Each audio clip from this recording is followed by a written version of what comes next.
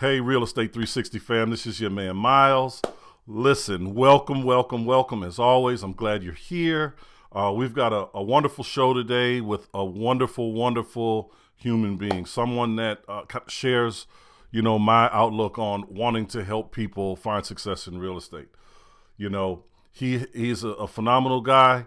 I'm going to get to who he is. Well, let's just say it's Kris Haskins. You know what I'm saying? That's who it is. That's what we're talking to today, right? So get yourself buckled in, get your pen and paper, do whatever it is you need to do to take notes, and let's go on and get this thing started.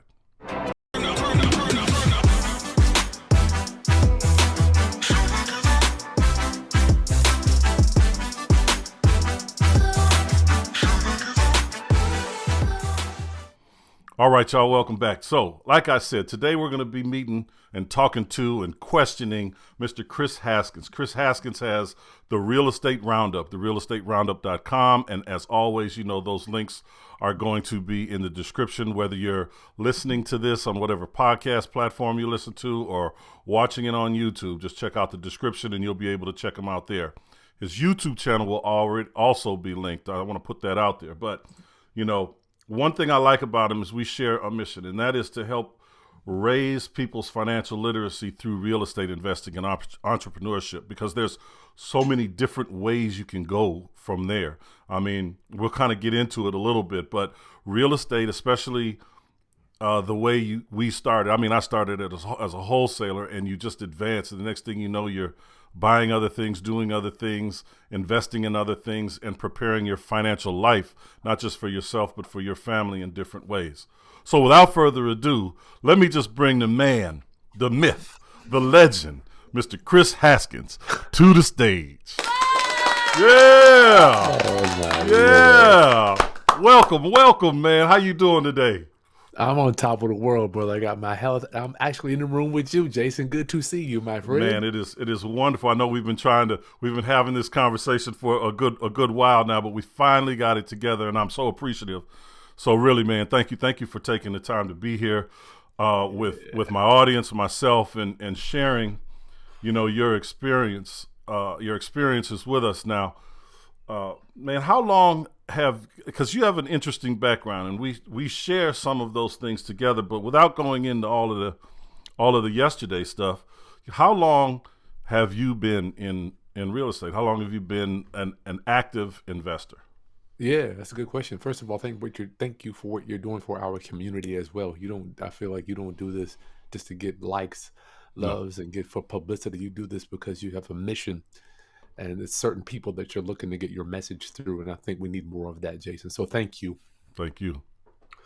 So yeah, I got into real estate business in '04 after having been in the music business since 1999. I found out that you can earn money, but the music business doesn't necessarily pay you money perpetually like people think. They think publishing, you do one song, you get paid for the rest of your life. And that's just not how it works anymore. That's for sure.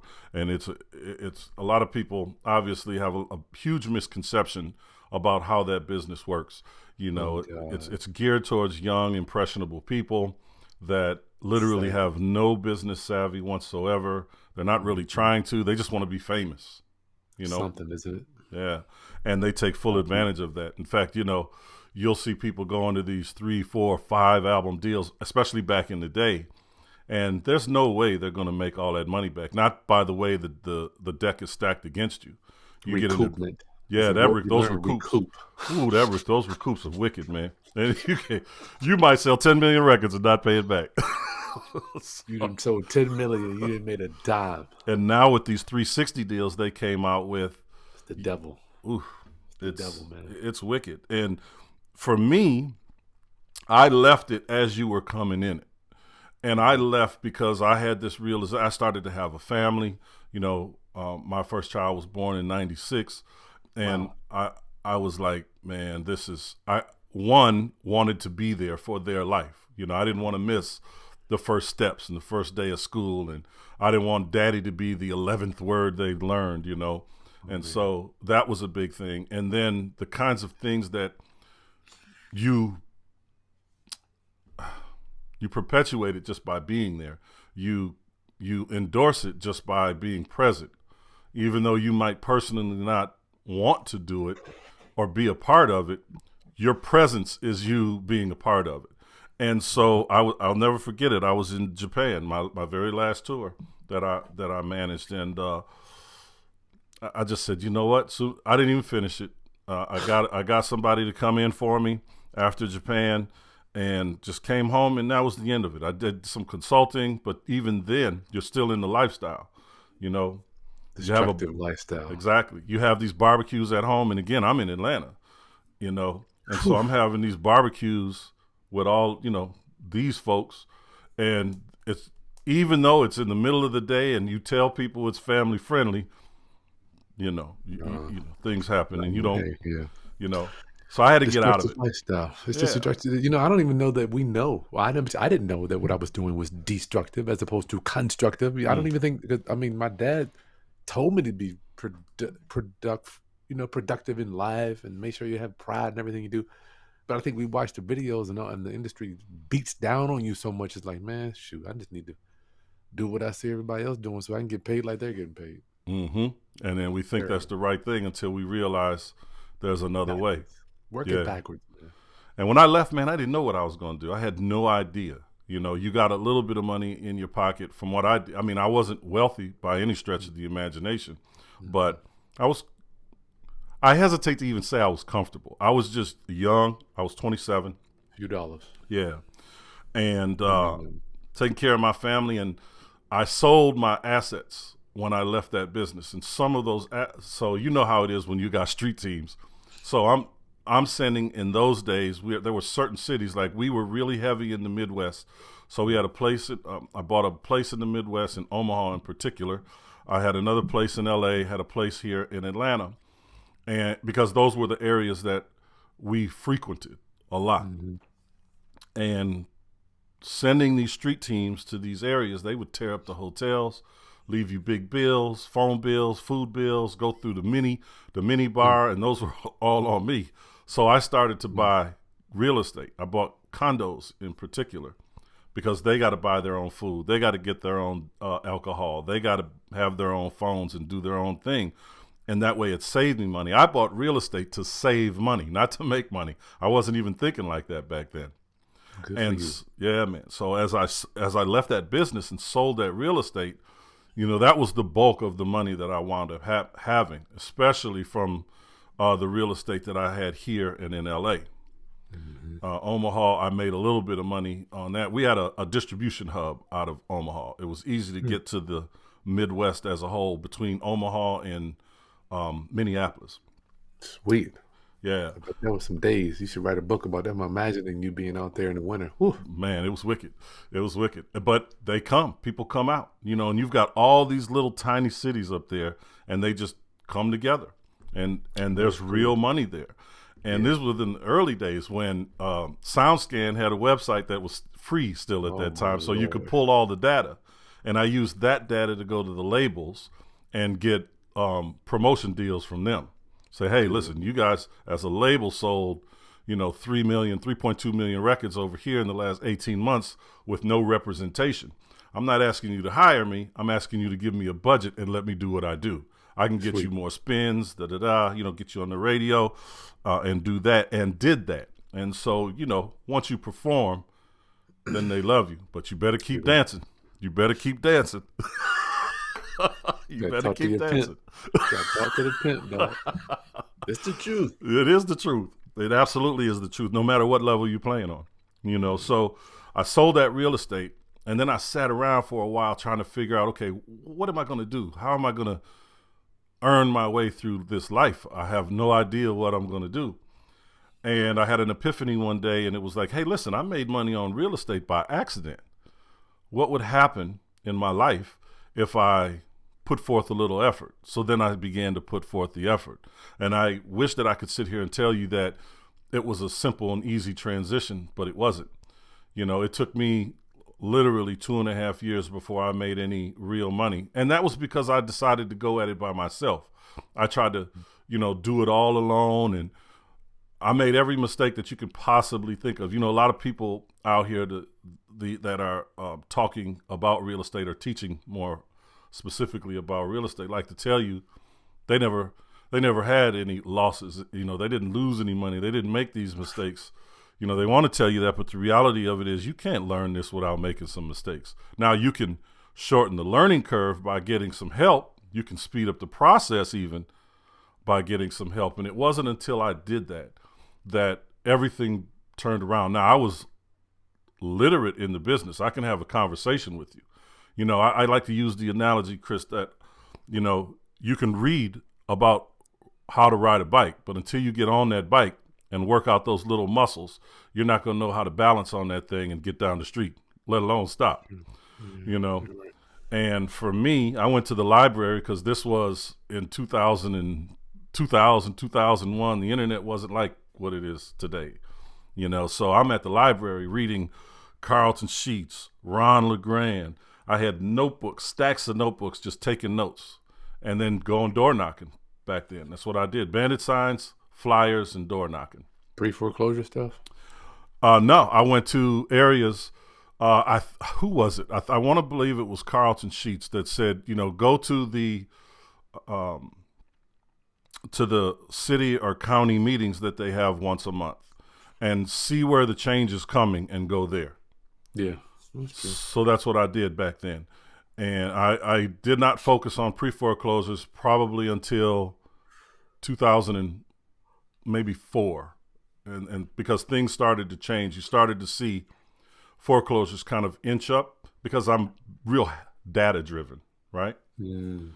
So I'm looking at all this stuff and I'm saying, okay, there was an area here called the West End, and there was a lot of opportunity, but there was a ton of fraud going on.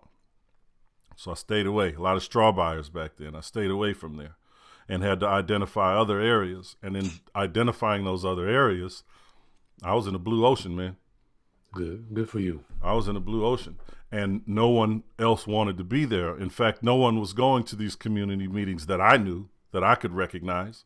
Mm-hmm. So I didn't have the money, but I had a private lender. And so I went to him and said, hey, this zip code, this area, here's what they're doing. We need to get ready. Can we work together? What can you put in here?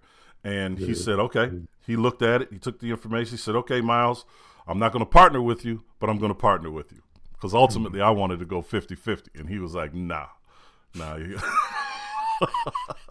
That's still a good deal for him, 50-50. I put up the money if you do all the work. Yeah, and I was doing it all. So I went out there and started to do at the time, and this was really the defining moment in my real estate career. At the time, prior to that, I was probably doing 7, 8, maybe 10 deals a month wholesaling, which by any stretch of the imagination is good.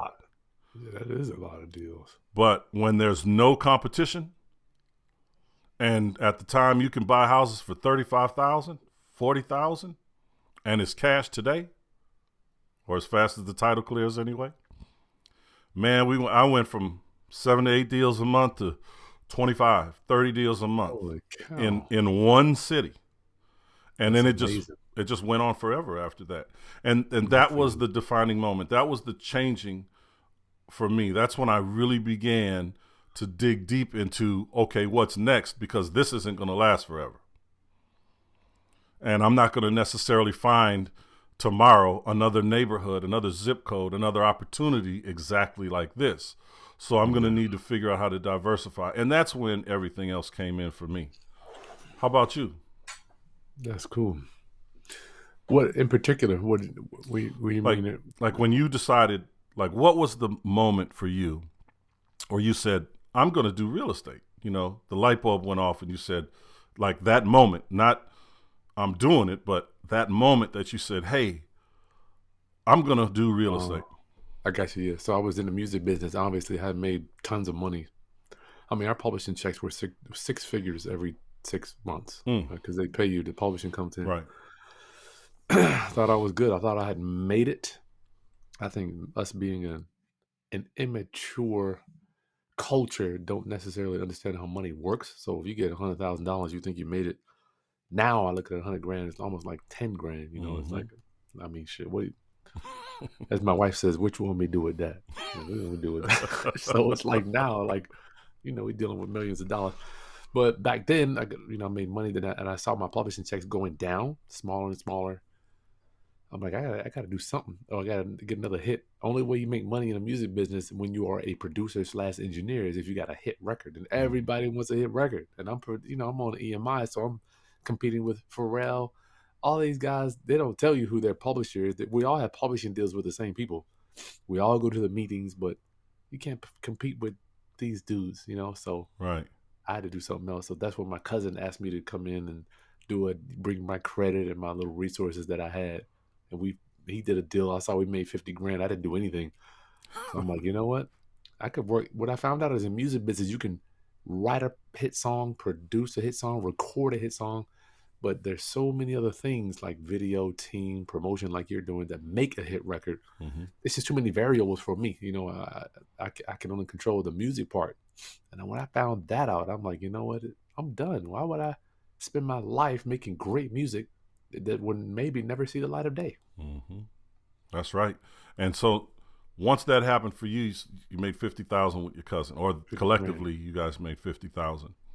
Yeah. And then it was, what's next? I mean, how did What's you next? progress? Did you do fix and flips? Did you get into wholesaling? I mean, what was your area of focus when you realized? Because what you're doing now, what we're doing now, in all honesty, is a very specialized aspect of real estate. Oh yeah. Shouldn't be, but it is. Yeah, it's very specialized. And on the lower level and all the way on the higher end. I learned it from the top down. I learned it from master leases, doing some stuff in New York with my mentor. And I was like, what's a master lease? This was many years ago. And so I learned it from the top down and was like, oh, so this is applicable here. I can do it this way. Oh, I'm only limited to my own imagination. Oh yeah, let me dream. Let me dream bigger. That's And something. and then for me, that's what it was. But I went into wholesaling because I had already blown through my money when it was gone.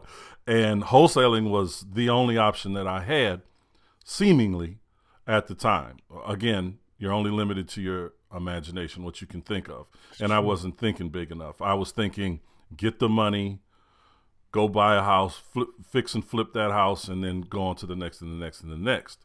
So for me, it went from the epiphany to wholesaling, and then slowly built from there. And when I say slowly, I'm talking about everything inside that 2.5 years. But once I busted out of that 2.5 years, the entire world seemed to open up, the real estate world, that is.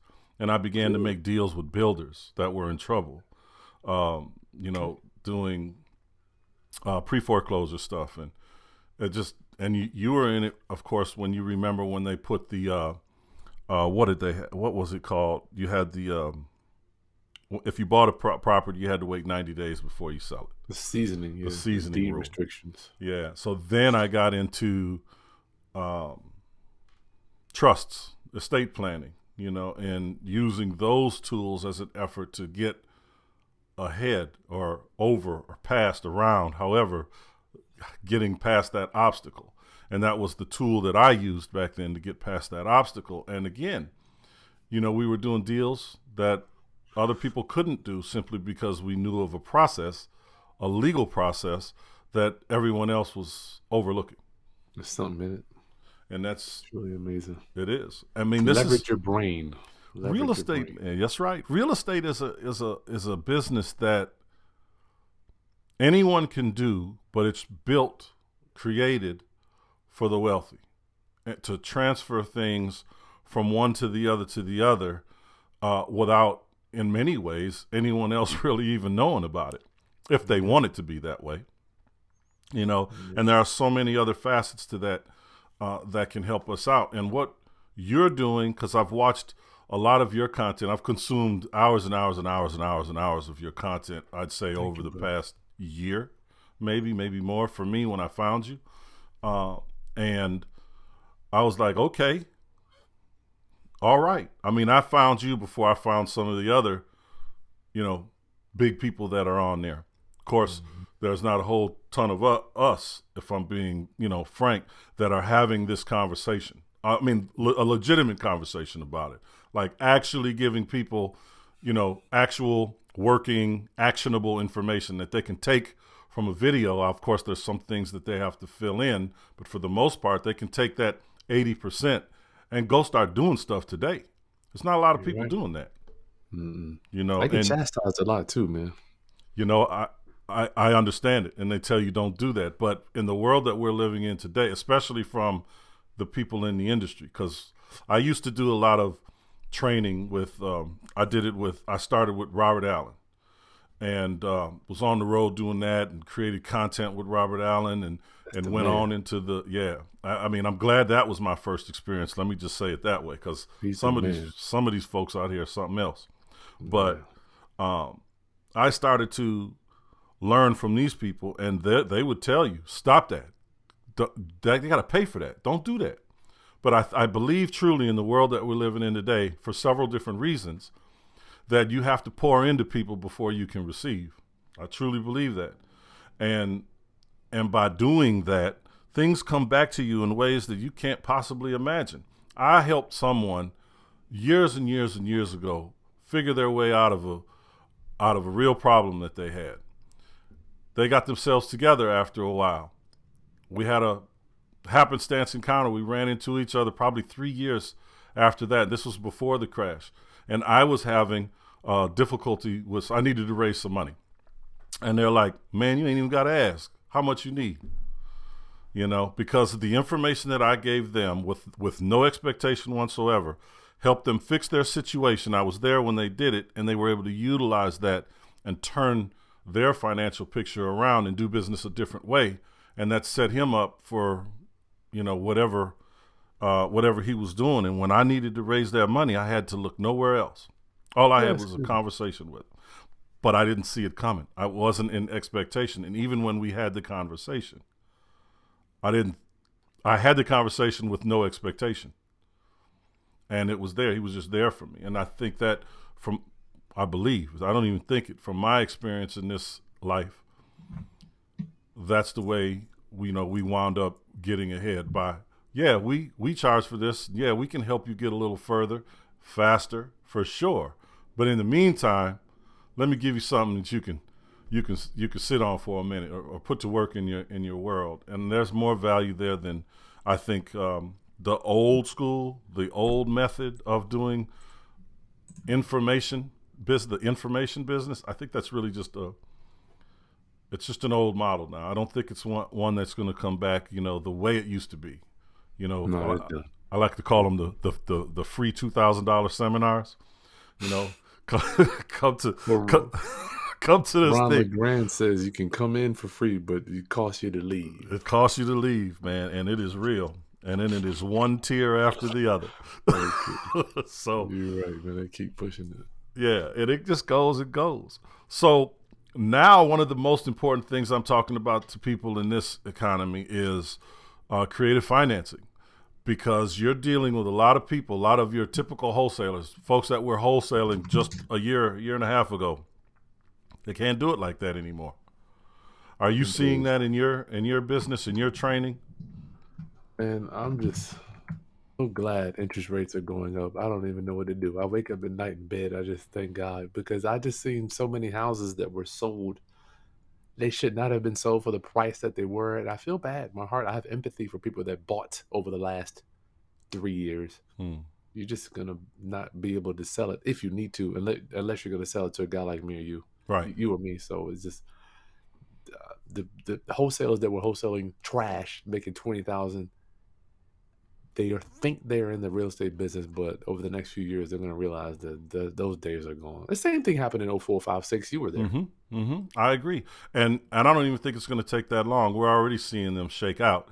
And this year, they'll be gone by the end of this year. And it just opens up the playing field for people like us. We are not going to have a bunch of competition. We're going to, in 23, 24, most likely, at least half of 25, have little to no competition. I love it. I've been thinking about it for so long. I'm like, I'm sick and tired of making offers on houses. 10 other people making offers. We got people overpaying. I'm like, I Mm-hmm. paid 40,000 for this house a few years ago. Now it's selling for 100. You're buying it at 100, Mm-hmm. and think you're gonna sell it for 180. I'm like, this is just crazy. Mm-hmm. It's And, crazy. and that's the world we're living in right now. It is crazy. And there has to be what's going on right now. We have to have this correction. We have to. Yeah, You gotta know, come. yeah, we have to. And now, since we know how to play in this space, where even on the multifamily side, I find it quite interesting right now from the creative financing perspective. We're doing a deal. We're negotiating right now a deal in Miami. It's 4 properties, 82 units in total, and they want to sell it. They want to sell it. These folks are trying to get it sold, but nobody wants to buy at those prices because obviously rents are higher, which pushes up the value, but interest rates are ridiculously high. So buying something like that with the interest rates that are available today doesn't allow that property to cash flow. Whereas you and I can come in and do a price and terms deal and make it cash flow as long as they're willing to do that. Most of the time, those people that are buying or own properties like that have a very clear understanding about what their tax liabilities are going to be. So they, they're a lot more willing to entertain a conversation of what that's going to look like for them. And then they'll just add that into however they're planning their estate. So, those are some benefits that I'm seeing right now as it relates to being able to pick up multifamily. Because I was picking up multifamily before COVID. And, interest rates were still low. You could do what you do. I was always looking for value add situations. Not many people aren't. But soon as COVID hit, it just seemed like everything kind of went topsy-turvy because nobody, of course, was paying rent. So that slowed down acquisitions. And then when we got out of COVID, rents went up almost overnight. And so these owners were like, they felt like the ones that were able to hold on to their real estate anyway, the owners of these multifamilies were like, we're in the game, we're in the money, because that's how they evaluate the value of the property. And so now they still want that price, but there are an ever shrinking group of buyers nationally because of the interest rates. Yeah, rents ain't going. You can't raise. My mentor always says trees don't grow to the sky. You can't raise rents forever, man. These people can't afford this stuff. People, I mean, rents are crazy right now. They think they're gonna sell based on those numbers. It's just you have to be what's going on right now, right? That's I right. think a lot of us look back, new investors look at what happened 6 months ago or a year ago or two. I'm like, that stuff in my mind doesn't even exist. It's like if it ain't almost my mentor telling me 60 days out, you can't even go back 90, 120 days now. Stuff's changing so quickly. Yep. Yeah. And even when we're making offers right now, it's the same. Gotta go lower. Got to go lower. And I'm aggressive. I'm taking 10% off of an already low number in a lot of cases. Good for you. Yeah, I would. You know, you got nothing to lose now. If you don't want to sell, okay, I got over there. You want to sell up there? I go here. You got a house. That's it right. ain't like before where it was no product. It's still stuff's still shaking loose, but there's more product, thank God, on the market now. My pipeline is giving me more deals than I can count right now, though. And when I say my pipeline, I mean the follow-up aspect of it. The people that said no 90 days ago, 60 days ago, 4 months ago, those people who had extended listings, 3 months ago, now they're expired listings, or they're about to expire, and that agent is calling talking about, can we figure something out? I want to make some money, and then we go from there. But my pipeline is producing probably. So we do stuff here, we do stuff in Illinois, we do stuff in Texas, we do stuff in Ohio, mostly, and we're probably getting just out of the pipeline probably 10 or 12 deals a month of people that we spoke with before, just people we're following up with, just our follow-ups, because they weren't ready to sell. They still thought they were going to get that top dollar. And these are the people that are finding that they have to sell for one reason or another, whether it's a pending foreclosure, whether it's they got laid off, they moved for work. That's pretty much across the board the problems that I'm seeing and the people that are having to sell right now. Every now and then I get someone that's just, maybe an elderly person that is looking for income as opposed to lump sum, and then we have that conversation about how that plays out for them. But, every now and then that's what it is. But the vast majority of them are problem situations that we work through. And I know, again, one of the most important, or one of the biggest things, if not the only thing that you talk about is, sub-2 lease, creative financing. I don't think there's a better way to do that. 2 years ago, 80% of my business was wholesale, 20% creative financing. It's 70-30 right now, the other way, and growing more and more on the creative side. This month, I'll do 2, maybe. I've got 2 of them contracted to your typical wholesale deals. Everything else is creative financing. So when you say typical wholesale deals, does that equal high equity? Yeah, high equity cash deal. I'm picking up one in an area here. I'm getting it. It's a steal. I'm getting it for $50,000. I'm going to spend just as much on the renovation, but it's what you want it to be. $50,000 to acquire, $50,000 to renovate, and it's valued at $150,000. Okay, you need 100 in it to make any money. Yeah, it's just a small deal. It's something that I probably won't even do the work. I'll probably just sell it. I'll put it out there for probably $65,000. Somebody will pick it up, and they'll use it as a rental.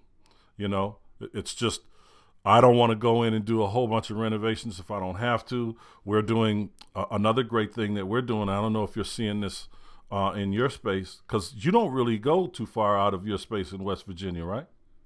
No, I don't do too much. Well, we're in the Virginia Beach area, but I don't really Beach. leave out of here. Yeah. Yeah. I'm getting a lot of fix and flippers that bought early last year that haven't finished or even started in some cases. And I'm just I'm doing novations and taking their stuff over. Yeah. I've got little money, very little money out of pocket. They're going to lose everything if they don't make some kind of deal. So they're motivated. I've got a renovation budget already in place. As long as it's realistic, I don't have to go raise a ton of money, if any, to finish the work. One of them we're doing right now has a refinance in place. It's the hard money construction to perm kind of refi. So we're never going to be able to, well, I won't say never, but it'll be a couple years before we reach the value back at that particular property. But he stays in to do the refi. We're giving him $15,000 to give it to us, and we're doing a 90-10 split moving forward, just to do the novation, right? And that's that's a little bit deeper than what most people would get into with one of those, because really you want to just be in and out, right? But these are the people that are there. These renovators got in trouble with these values going down because they know they can't sell it. They know they can't refinance it without coming out of pocket. They know they can't. And even though you've got, the supply chain, quote unquote, supply chain is easing up again, and some of the material costs are coming down, they're already behind the 8 ball, man. So, even though this is getting cheaper, it's still expensive for them. Do you run into that up there much when you're dealing with some of the other investors or just the investor group? I'm low key, really, in my neck of the woods. It would appear that I'm real heavy on the internet, but brother, over the last 2 years, people just overpaid, including me. I've been overpaying for houses, right? But I think when you're in a position that you've been in the business for so long, I know this thing can change in 2 months. It only takes a few things to change a market. So we always bought deeper as much as I could. But we all been overpaying, man. So, but I kind of slowed down on my flips right around summertime of 2022. Yeah.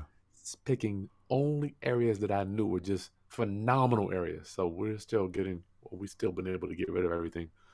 And Virginia Beach is that's just when you're on the water, it's kind of hard to lose as long as you buy right. You got to buy right though. Right. And so for you in your business, even though you slowed down because you saw it coming. Oh yeah, man. Yeah, you saw it coming. You've slowed down. Are you still doing any other than what you already had? Are you still picking them up to fix and flip them? As you said, you're buying in strong areas you know you're going to be able to turn. So if it's not in those areas, you're just not messing with it, right? No, I buy it whole. Like I'm a long term guy. I would prefer like the flipping stuff is actually irrelevant to me. I don't even think about those big chunks because money comes, money Mm-hmm. comes, and money goes. But from what I've learned, earning is offense, managing is defense. So but David told me, listen, you do need to earn money, but let me tell you, the management aspect of it is just so more important, and Mm-hmm. it's just not taught. So I'm really a landlord by Mm-hmm. default. People don't, I don't really talk about it because it's boring. But yeah, we buy them and lease. I just do a bunch of lease options. We buy them and just lease option them out or finance them out to other investors and other people that want to be landlords or somebody that wants to move into them. So my bread and butter is just buying and financing to other people, really. Right, right. All that creative financing is what matters. We do the same. Like I don't like to rent, and obviously Oh in the no, yeah. apartment buildings you do, but You got to. lease options, wraps, things like that. Because I don't Yeah. want. Don't call me when the toilet's not working. Don't do that. I don't want to hear I don't from want to you. hear it. Okay. Not my So problem. exactly. Not my problem. But you're right. You're right in the fact that making it is one thing, keeping it is a completely different situation, and more often than Different not, skill. yeah, Different skill. yeah. And you're right. I mean, who teaches that? Who teaches? I mean, there is quote Nobody. unquote wealth management, but that's not really what we're talking Mhm. about here. That's complete. This is our wealth management. This is wealth management. We're Right. talking about how you manage your tenant, how do you manage your capital, how do you manage the asset over time. We're not just turning over the keys and the wheel to a asset manager, man. It's crazy Hmm. to me. I couldn't agree with you more. I mean, this is something that is obviously a legacy play. Real estate is a legacy play. When we talk about or even think about, places like Manhattan, specifically Manhattan. It's long money, man. We're We're talking talking hundreds of about years. land. People have owned that land and those buildings on that land for literally hundreds of years. Hundreds of Families. years, yeah, man. Can't let it go. For what? What am I gonna do with it? Yeah. What am I gonna do with the money? It's not even the money's not even worth. You can't even. Yeah, it's not even worth having. It doesn't even have a price. Doesn't even have a price. It's whatever we agree that you're going to give me for a 99-year lease or Basically, or like the Empire State Building. What was that? It was a 114-year master lease. That's what I that didn't know was. that. That's Yeah. what it was sold on, a master lease. That's a beast move. That's Yeah. generation right there. Trump Towers was a 99-year master lease from the what is it, the Helmsley? Am I saying that right? You remember the Wow. lady? The lady Mm-mm. who had the dog, she passed away and gave all the money to the dog. Okay. Leona Helmsley. It is the Helmsley family, but that family came over on the Mayflower. She married Yeah. into the family, though. She married into the family, but that family came over on the Mayflower. Literally came, and I'm not exaggerating. So these folks have owned this real estate forever and ever and ever, and they're never Yeah. going to sell it. Why would they? Like you I said, wouldn't. why would they? And I wouldn't. their family, with the passing of Leona Helmsley, she was quite the flamboyant woman. The rest of the family will probably never know or hear from or hear about. They'll just count their money, do deals with whatever mogul comes along over time, and stay out of the way. Kind of like the Rothschilds. They own everything, but you don't know it. Yeah. You don't It's know it. sad. That's why we gotta get this message out to the people so they know. It is time for my people to understand. It's our time right now. I couldn't agree with you more.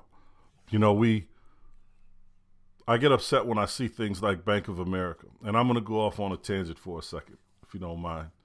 I don't normally do it, but I think it's important to understand.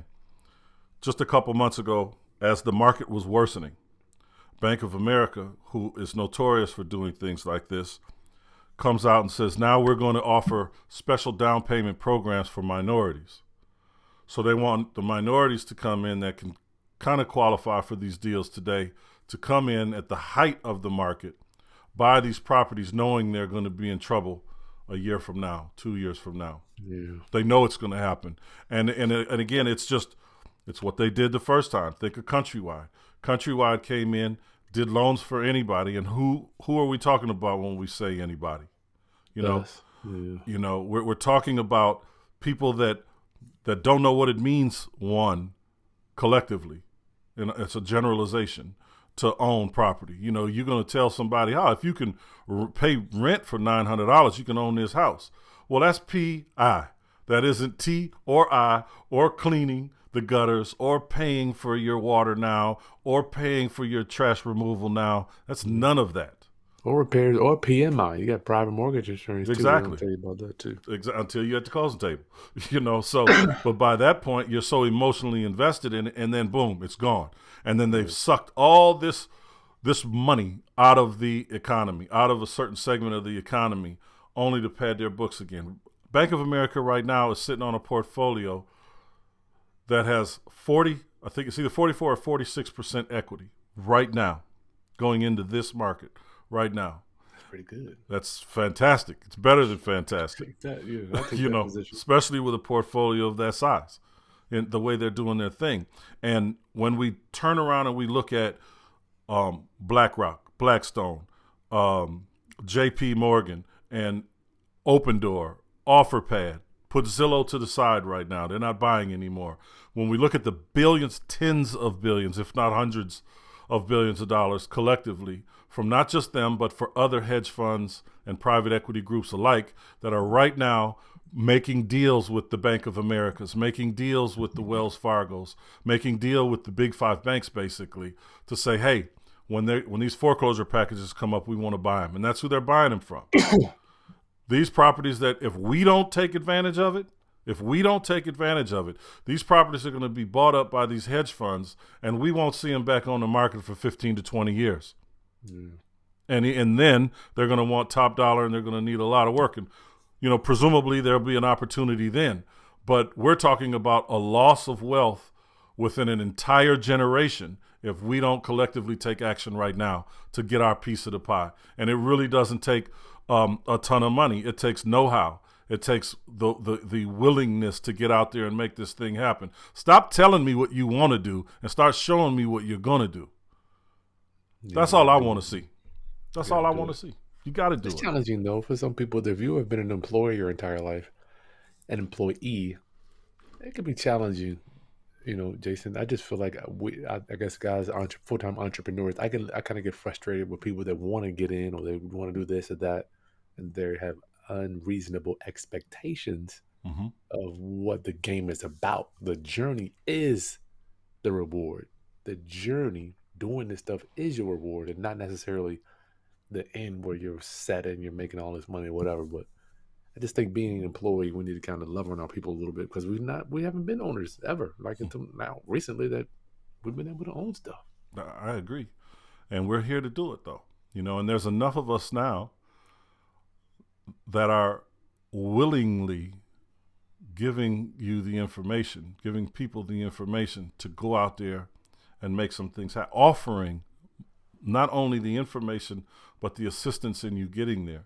You know, I think of, I got a brother down here who he's well off. He's a real estate guy. I mean, he isn't super wealthy, but he has an educational program, but the educational program's kind of unique in the way that he does it, in that he teaches you how to go out there and find the deals. You go out there, find the deal, structure the deal, and then he'll partner with you 50-50 on the deal.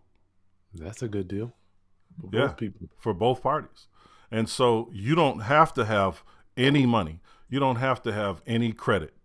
You don't have to have any experience because he's going to give you the know-how for you to go and do it. But, I mean, that's one of the best programs that I know of. I mean, he can't roll it out nationally. Like I said, he's not, you know, he's good here. He ain't good nationwide in terms of the pocket. But that's something that can be easily rectified, provided he can scale this if he even wants to scale it to that extent. Mm-hmm. But, you know, that is a fantastic way for people to get to not only make money, but get the experience so that they can either stay in that collective or go out on their own and create that for themselves and their family and presumably other people as well. You know, create independent recipients of this wealth. Stop. I don't want you to have to always come to me. You know, come to me when we're just having a conversation and shooting the breeze and trying to figure out maybe, situations to get further. But by creating independent recipients of wealth, there's more people that we can sit down, peers, if you will, to sit down at the table with and chop it up and do bigger and better things. And that's my perspective. Good. Yeah, I like it. That's my perspective. I got a few more minutes, my brother, till 2 o'clock. Yeah. Man. So, we're moving through it, man. What is the one thing that you would say to our listeners today to say, hey, whatever it is that you'd want them to know, what you want them to leave this podcast with, this episode with from you? Yeah, man, I hope your listeners are getting some information. You got some good nuggets here, brother Jason. I want everybody to know that it doesn't matter if the real estate market is going up, down, left, right, forward, backwards, or even sideways. You can still do real estate investing. You can still profit from the market. All depends on what we know here. One of the things that I fought for many, many years was leveraging. Ron LeGrand used to tell me, Kris, you got to leverage your brain. Leverage your brain. And I didn't like that. I wanted to just pay a few dollars to somebody, tell me what to do, and I go do it, right? That's not how it works. You're going to have to think, unfortunately. So as long as you can take a look at, and what I've been seeing over the last few years, we predicted this. I'm sure Jason's seen the same thing. You got low interest rates. There are going to be people that can't pay those monthly payments, whether the payment is $50 or $500 a month. It doesn't matter. You can't pay it. You can't pay it. So creative financing is where you need to be now, right? So as long as you know how to operate and pivot in the market, you can make money in any market. I don't care what anybody says. We've done it. I know my mentors have been around since the 80s, so it can be done.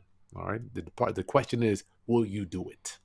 That's right. Ron LeGrand is the truth too. Yeah. He is the truth.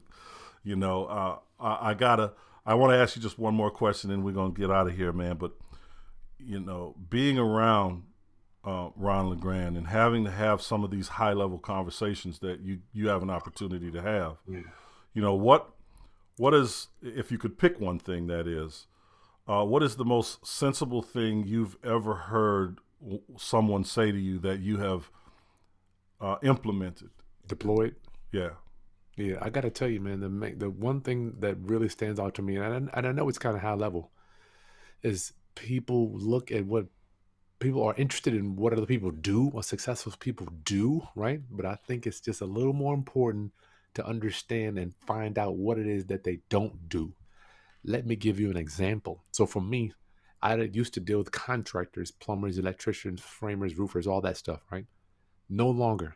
I don't even deal with them anymore. We have a team for that. I used to wash my clothes. I used to cut my grass, wash my car. All these little things. Ron, I'll never forget, say, Kris, man, you need to be asking me what I don't do, right? So the little domino that led to my big domino, and I tell everybody, is the clothes washing. If you can learn how to delegate someone to wash your clothes, then it opens up your mind to delegate somebody else to do other business things. And I'm not saying you need to go from washing clothes to handing $100,000 check over to somebody. I'm just saying that gives you the rhythm and pulls you out of the resistance.